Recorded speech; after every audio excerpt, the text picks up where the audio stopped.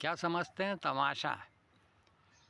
महफिल में आए बोले तमाशा देख कर जाएंगे। क्या लाए थे क्या ले जाएंगे, सब कुछ यहीं छोड़ जाएंगे।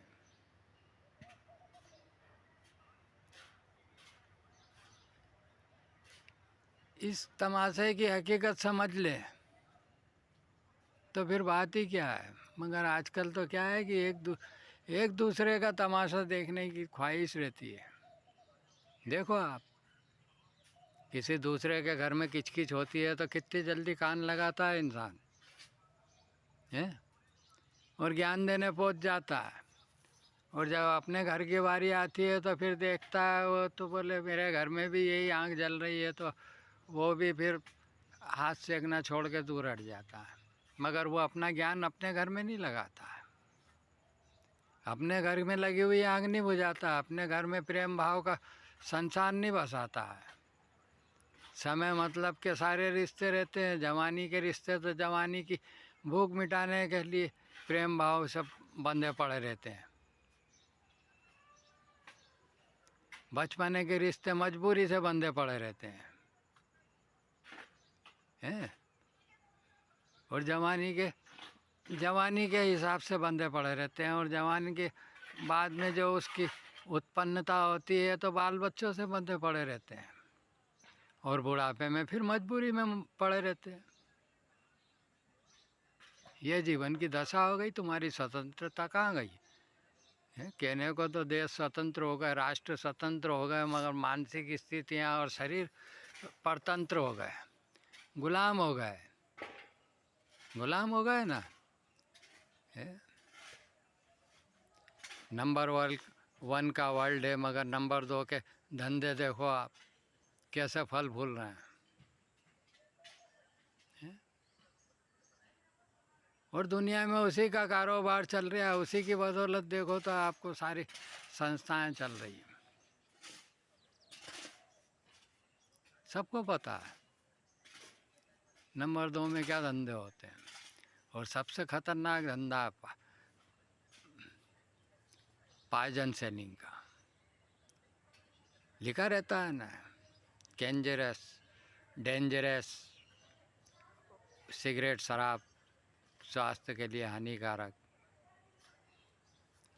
ये तो खैर लेवल पे लिख के बेचते हैं, मगर इसके अलावा दूसरे ड्रग्स आते हैं, उनकी कंडीशन देख लो आप। और उसके अलावा फिर सादे मार्केट में देख लो आप, खाने पीने की चीज़ों में मिलावट देख लो आप हैं, प्योर नकली। पढ़ाई लिखाई में देख लो आप, उसमें भी 17 तरह की मिलावट मिलेगी आप। फॉरेन के मेथड से उसको बच्चे को शिक्षा देना अनिवार्य, फॉरेन की लैंग्वेज सीखना अनिवार्य है। संस्कृत, हिंदी, गणित सीखना अनिवार्य नहीं है, ये तो प्राइमरी है वाले चलता है वाले। इंग्लिश सीखना अनिवार्य है।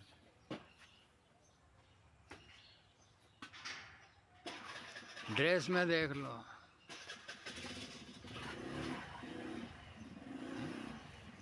फैशन का देख लो, फैशन वर्ल्ड को देख लो, कॉस्मेटिक वर्ल्ड को देख लो, हेल्दी वर्ल्ड को देख लो है।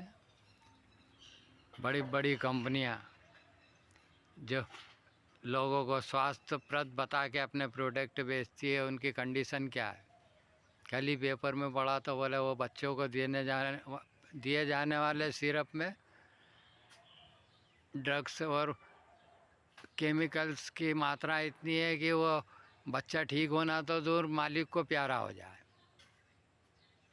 और कंपनियां बेच रही है और सरकारें देख रही है, और उसके लिए केस चलते हैं तो सालों निकल जाते हैं, उम्र निकल जाती है केस लड़ते लड़ते, और श्री हरी, मगर कोई सख्त प्रोसीजर नहीं है उसके लिए। कहाँ है अनुशासन और कहाँ उसको देश की और समाज की कोई फिक्र नहीं है। सिर्फ अपने वजूद की फिक्र है कि मेरा वजूद, मेरा अस्तित्व सलामत रहना चाहिए, और जो मेरे से जुड़े का लोग हैं उनका भला होना चाहिए। दूसरों से क्या लीजिए दीजिए हमें। श्री हरि श्री हरि। कमो वैसे यही सोच है सबकी। और जो सिद्धांतों पे हैं तो अपने आप प्योर हो जाते हैं। खूब गंदगी का तालाब भरा हो, यदि उसमें ऊपर से साफ शुद्ध जल गिरता रिया गिरता रिया गिरता रिया पड़ता रिया, तो वो सारी गंदगी बाहर निकल निकल के बह जाएगी और आखिरी में उसमें साफ शुद्ध जल बच जाएगा। होता है ना अवसरवादिता।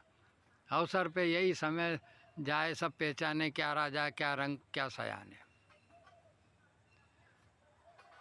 जो आपका दुख में साथ दे वही आपका सच्चा साथी। सुख में साथ देने वाले तो सभी मिल जाते हैं। अगर जानवर को देख लो आप, यदि घर पे कुत्ता बांध रखा पाल रखा है, 2 रोटी उसको डालते हो तो वो तुम्हारा सुख दुख में समान रहता है, उसको कोई फर्क नहीं पड़ता। नहीं मिलेगी तो भी बैठा रहेगा वो, इंसान छोड़ के चल देगा।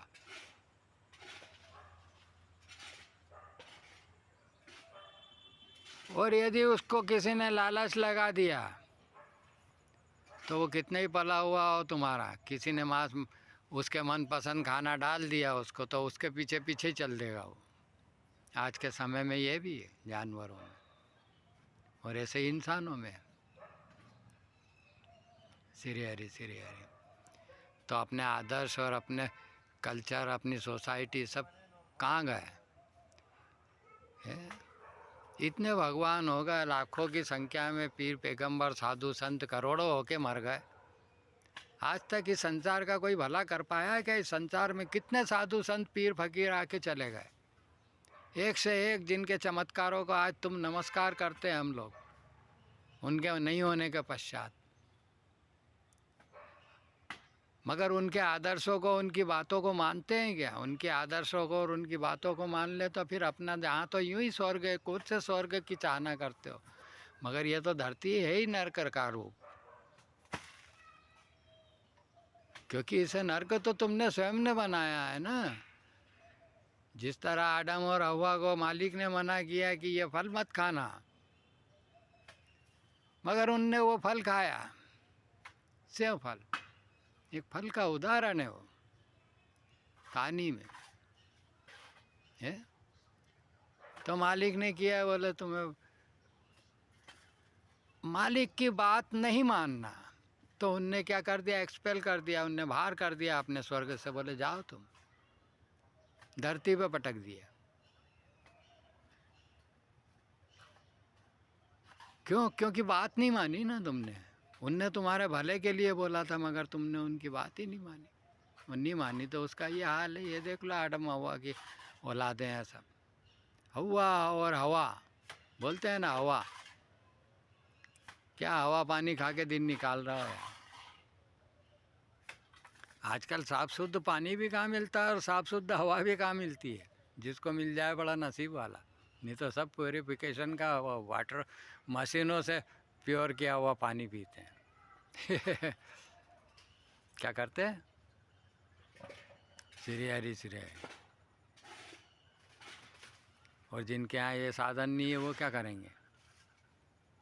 कृष्णा कृष्णा। तो ये ऐसा होता है, मालिक की बात समझो तो वो एक ही मालिक सबका उद्धार कर देता है? और नहीं तो फिर लाखों करोड़ों भी हो जाए भगवान तो भी कम पड़ जाते हैं इंसानों को। कृष्णा कृष्णा राधे राधे। श्री हरि। अपना जीवन यही बना लो यार,